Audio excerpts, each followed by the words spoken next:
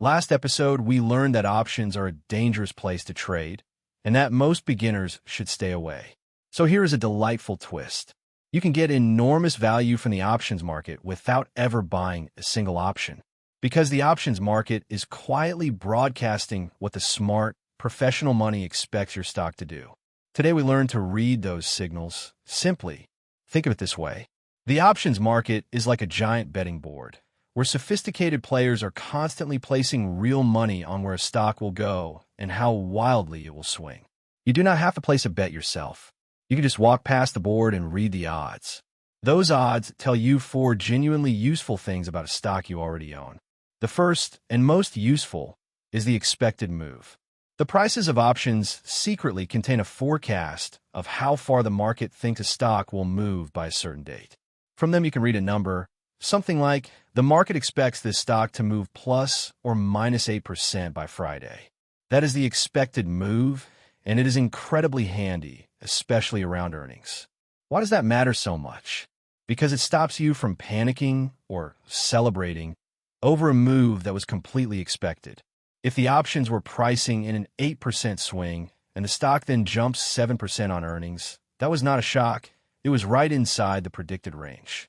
Knowing the expected move in advance turns a scary, surprising lurch into a calm. This is normal nod. The second signal is implied volatility, which sounds technical, but is simply the market's fear gauge for that one stock. When implied volatility is high, the options are expensive because the crowd expects big, violent moves. When it is low, the market expects calm. Implied volatility reliably spikes right before an earnings report, when uncertainty is highest, and then collapses the instant the news is out and the uncertainty is gone. That collapse even has a name, the volatility crush, and it is why so many beginners who buy options before earnings lose money even when they guess the direction right. The fear they paid a premium for simply evaporates. And there is a famous market-wide version of this fear gauge, the VIX, which measures the expected volatility of the whole market. A high VIX means the whole market is afraid. The third signal is the put-to-call ratio, which is a simple thermometer of crowd sentiment. Remember, puts are bets on down, calls are bets on up. So when you see far more puts being bought than calls, the crowd is fearful and bearish. When calls wildly outnumber puts, the crowd is greedy and bullish. Like all sentiment readings, it is most interesting at the extremes, where the herd is often wrong. The fourth signal is open interest, which is the number of option contracts sitting open at each price level. Big clusters of these contracts act like magnets and like walls. A massive pile of calls stacked at a price above the stock can act as resistance, a ceiling.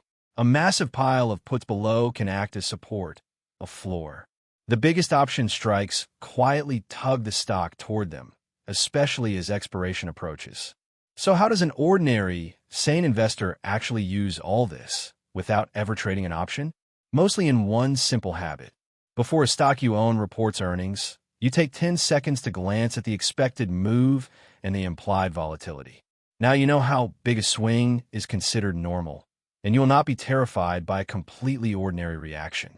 You are borrowing the professional's forecast for free to calm your own nerves. But keep the honesty we always carry. These signals are probabilities and clues, never promises. The expected move is regularly exceeded both ways. And the signals can be badly misread because a giant pile of puts might not be a bearish bet at all. It might just be a big fund buying insurance on shares it owns. You are reading hints whispered by a complicated crowd, not certainties carved in stone. And the conclusion you can now predict in your sleep. The long-term index investor needs absolutely none of this. They do not check the expected move, the implied volatility, the put-call ratio, or the open interest because they are not reacting to any single earnings report or any single stock. They buy the whole market and hold for decades, beautifully indifferent to the entire chattering betting board. So remember the delightful twist. You can mine the options market for insight without ever touching an option. Read the expected move to size your expectations.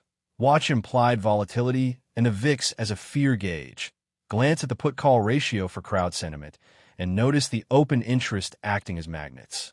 Borrow the professional's forecast for free. Treat it as a clue and never a promise. And, as always, know that the COM Index investor sails right past the whole board. I'll see you in the next one. Until then, keep it simple and read the odds without placing the bet.